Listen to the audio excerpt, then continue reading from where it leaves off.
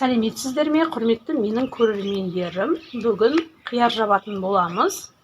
Өзімнің жабу рецептімді көрсететін боламын. Ол үшін бізге қияр қажет. Барлығы жуып тазаланған. Алдын ала 7-8 сағат суға салып қойдым. Ауасы шықты газды қиярдың. Енді судан тазалап алдым. Міне барлығы тап-таза. Және де чеснок қажет. Ащы бұрыш қажет. Шиенің жапырағы қажет. Қарақаттың жапырағы. Сонымен бірге аздап 1-2 штуктан помидор қосатын боламыз. Және де болгар бұрышы қажет.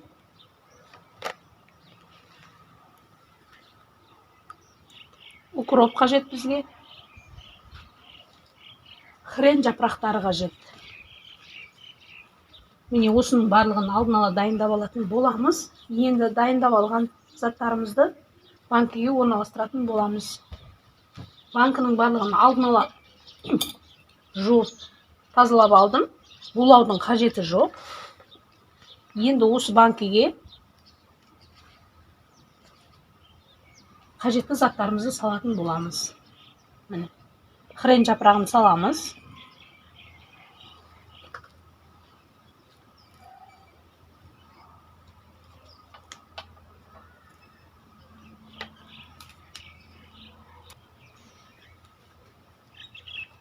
Міне хрен жапырағын салдық. Және де барлығын жуып тазалап алғанмын.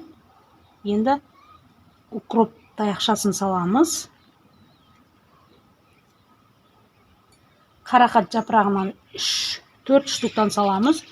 Және де шиенің жапырағынан салатын боламыз. Дәмі ерекше, өзгеше болып шығатын болады. Қияр. Және де сарымсақ саламыз.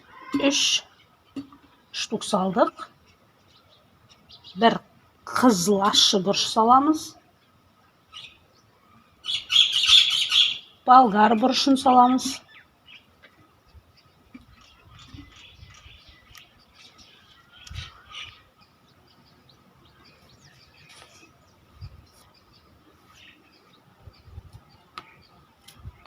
Енді қияр салатын боламыз. Басын, аяқ жағын кесіп тастаймыз. Бізге қажет емес.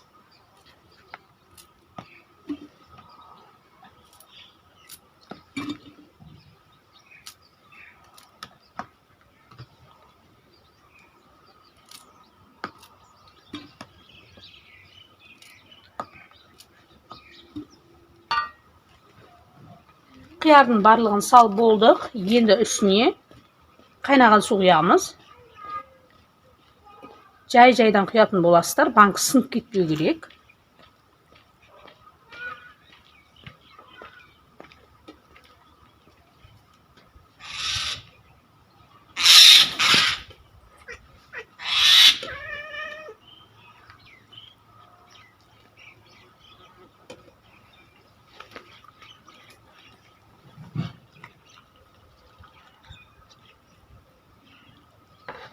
Бетінен толтырып құйып, қақпағын жауып, 15 минутқа қойып қоямыз.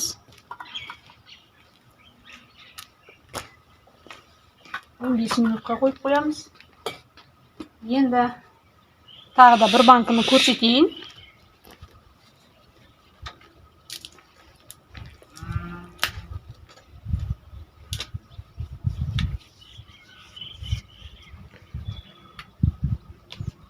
Хрен жапырағын саламыз.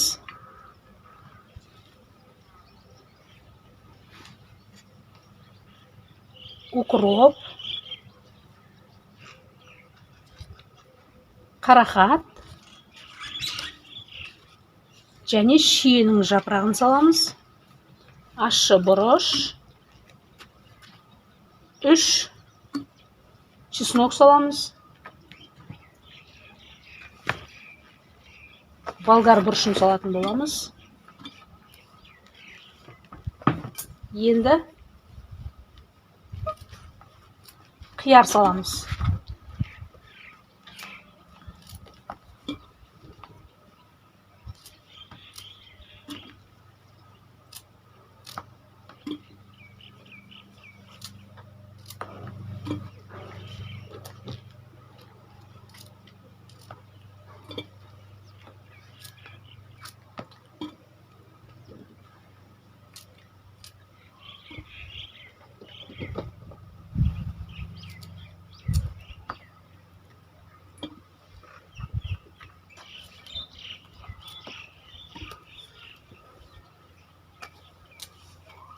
Міне осылай барлығын кесіп саламыз, басы мен аяғын. Мен өзім кесіп тастаймын. Қажет етпеймін бұл жақтарын. Міне осылай орналастырып шығамыз барлығын салып.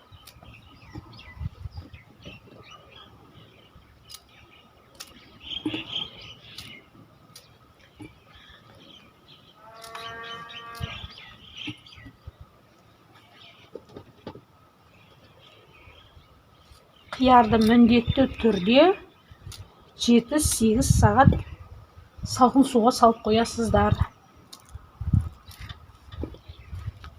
Сонда банка атылмайтын болады.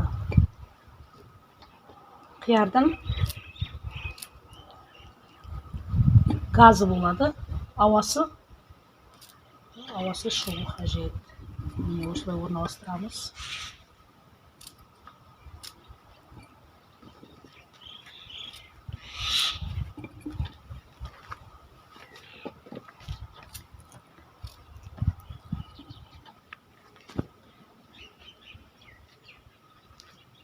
Салып болды. Қиярлардың барлығын енді үстіне қайнаған су құямыз. Қайнап тұрған су болу керек. Жай-жайдан құямыз, банка сынып кетпесін.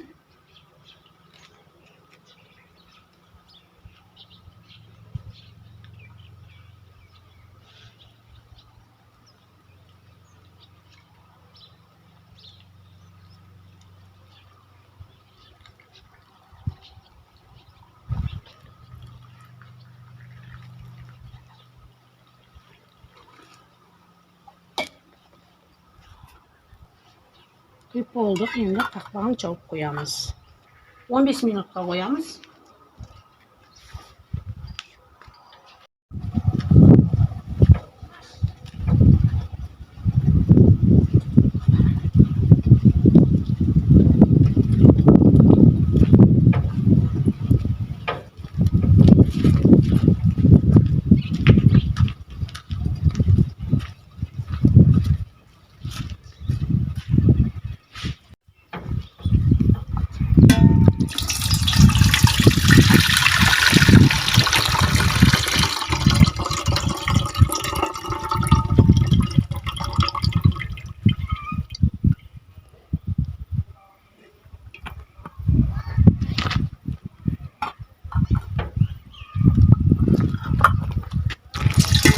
Бірінші суын 15 минуттан кейін осылай ыдысқа құйып аламыз. Құйып алғаннан кейін суды қайнатып аламыз. Бұл суды тастамаймыз.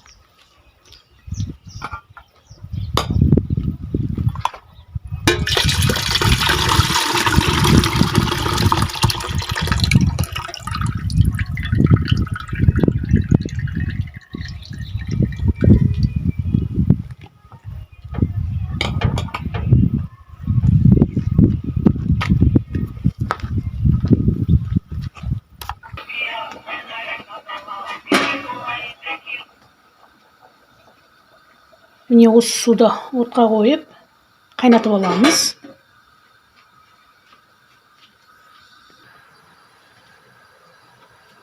Міне суымыз қайнады, енді банкіге апарып құятын боламыз.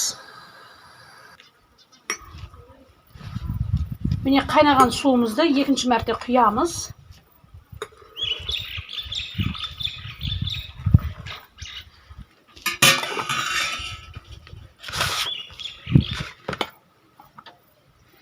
Бетіне 1-2 помидордан саламын.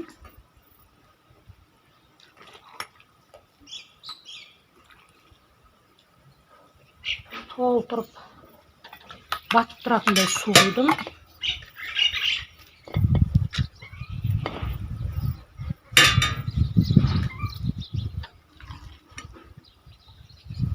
Міне осылай құйып шығамыз барлығына.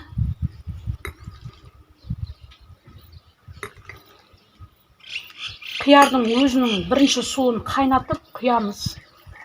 Міне осындай қылып төгіп тастамайсыздар.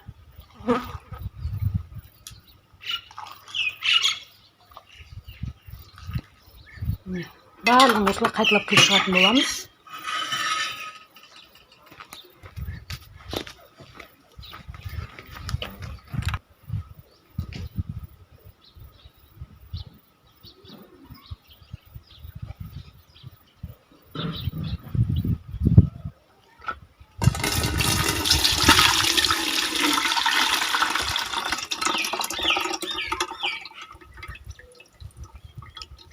Мынау екінші қайтара төгуім.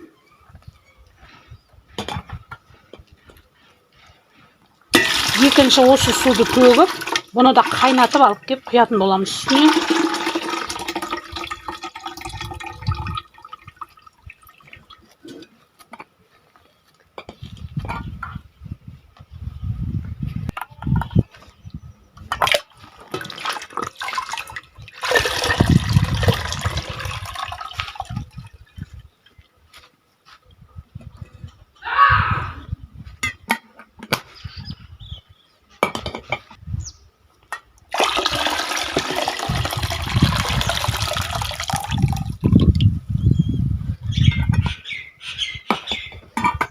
Міне құйып алдық. Енді бұл суды тағы да қайнатып алып кеп, мына банкілерге құйып, тұзын, шекерін салып жабатын боламыз.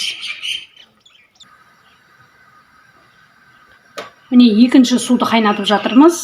Осының қайнағанын күтеміз. Енді тұз саламыз. 2 литр банкіге 2 ас қасық тұз саламыз. Барлығына осылай салып шығамыз. Біреу, міне 2 қасық салып шықтық.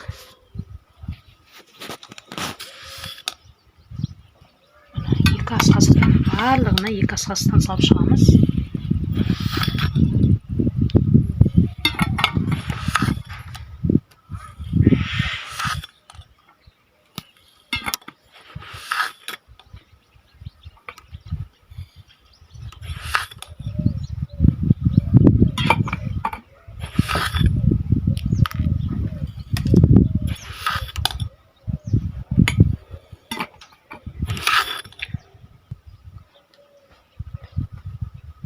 Енді 1 ас қасық шекер салатын боламыз. 1 ас қасық шекер.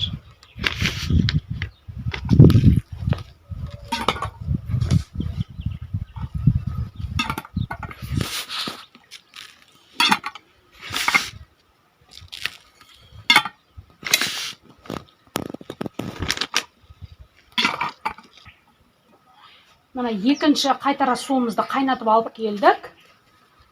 Тоз шекерін салып қойдық. Енді үстіне осы суды құйып, қиярды жабатын боламыз.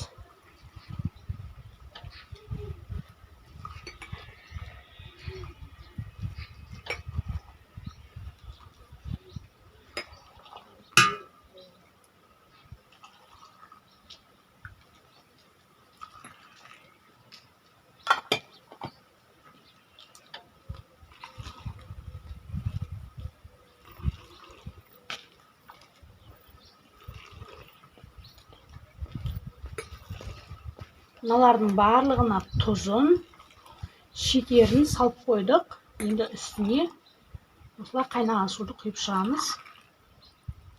Сонымен қиярымыз дайын.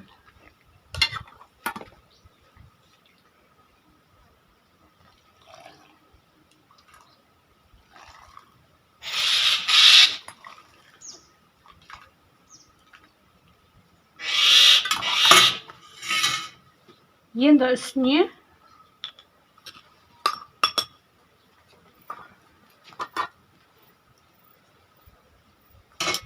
бір ас қасық уксус құямыз. Міне уксус.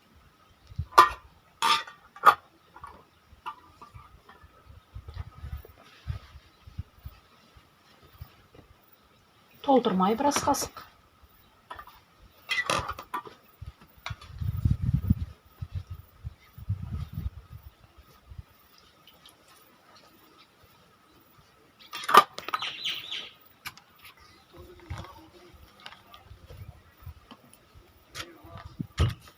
Міне осылай шамалы 1-2 банканы айналдырып қозғап жібереміз. Тұз араласу керек. Міне болды.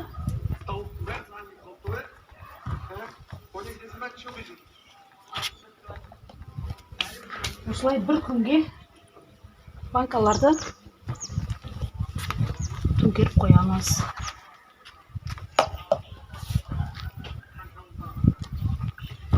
Осы рецептпен жабыңыздар. қияр күтірлек әдемі болып шығады.